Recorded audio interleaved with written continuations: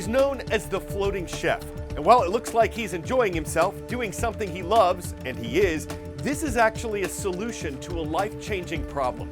Peter Lammer was injured in a motorcycle accident in 2010. The Austrian chef went through a series of treatments and surgeries that lasted 6 years, but all the experts he spoke to said he'd never be able to work in a job again that required Lammer to be on his feet all day. And he said the pain he felt told him they were right. So he went to a friend of his who's both a trained climber and an amateur metal worker. The friend built a contraption that links an adjustable seat to rails on the kitchen ceiling. It takes pressure off Lammer's feet while allowing him to move around and work his core. He says he felt joy with the first prototype and that it only got better from there. Now the two friends have founded a company named Standing Ovation that makes and distributes this system to others in need.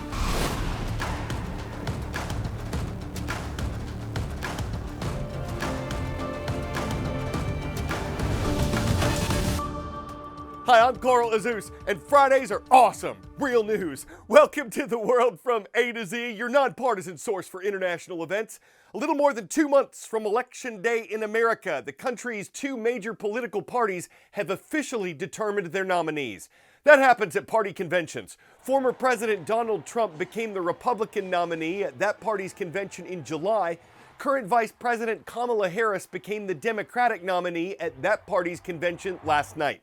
This means their names will appear on the ballot this November 5th and wherever there's early voting before that. They're not the only people running for president. There are several independent and third-party candidates, but they're not on the ballot everywhere because different states have different rules, like the amount of support candidates have to have before they can get on the ballot. Robert F. Kennedy Jr., a politician and environmental lawyer, is set to be an independent option in more than 20 states. But there were reports yesterday that Kennedy was considering ending his campaign before Election Day, so we'll keep tabs on that. Is it constitutional? True or false? The U.S. Constitution gives Congress the power to determine when Election Day is held. This is true. It's from Article 2, Section 1, which also states that the day of the election needs to be the same throughout the country. Word of knowledge. Which of these social media platforms was launched first? LinkedIn, X, Instagram, Snapchat. These platforms are listed in order from earliest to the most recent, with LinkedIn dating back to 2003. It can be both a blessing and a curse. On one hand, social media can connect teens with similar interests and help them establish their identities. But there's also a downside. For many of them, it is their entire world. Dr. Sanjay Gupta says teen brains are still developing, including that area responsible for decision-making, impulse control, and judgment. That means teens are more primed to be easily gratified, to be on social media more often. Since social media is designed to suck everyone in, adults included, and keep you there, stopping the scroll can be hard. The algorithms are designed to feed the content that grabs your interest.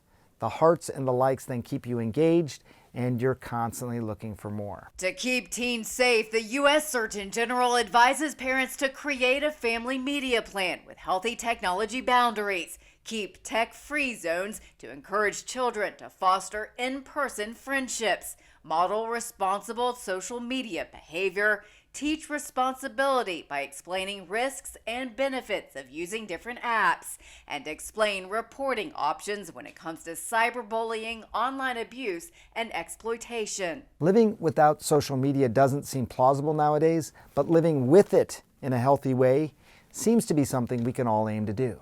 I'm Mandy Gaither. Quick check of who's watching today before our next segment. We'll make a stop in Mississippi first. Say hello to Coach Peterson's class. Van Cleve Middle School is in Van Cleve, Mississippi. Next, we're dropping in on Miss Pulda's class in Worthington, Ohio. Perry Middle School is watching from the Buckeye State. And we also want to recognize Mr. Kerr or Cares and Mr. Fisher's classes. They're watching from Doniphan Trumbull High School in Doniphan, Nebraska.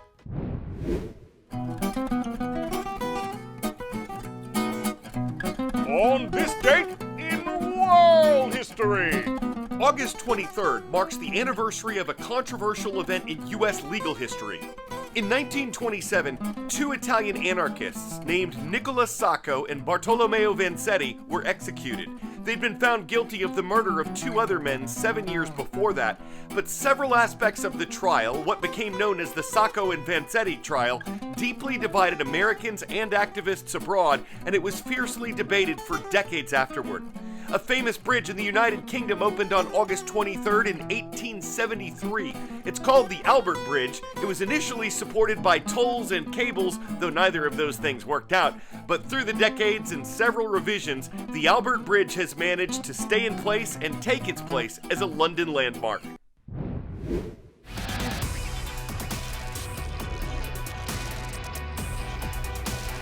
Where in the world?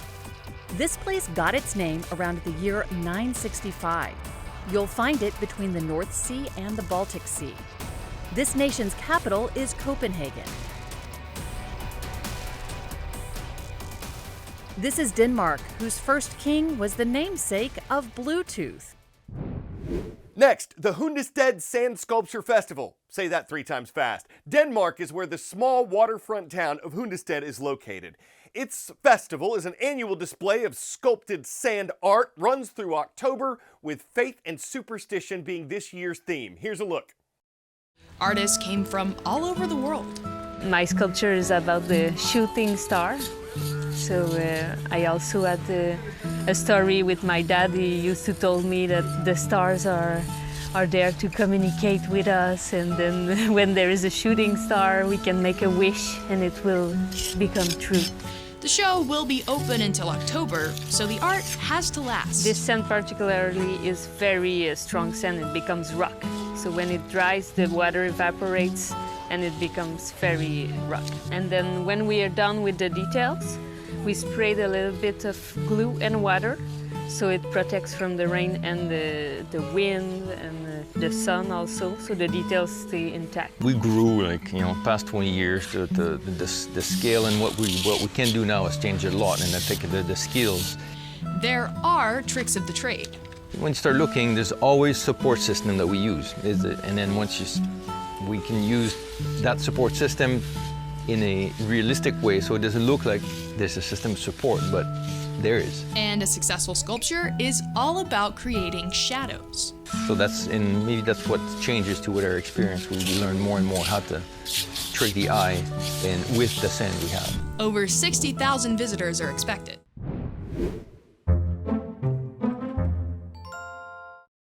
Russia is the world's largest country in area. It also produces more diamonds than anywhere else.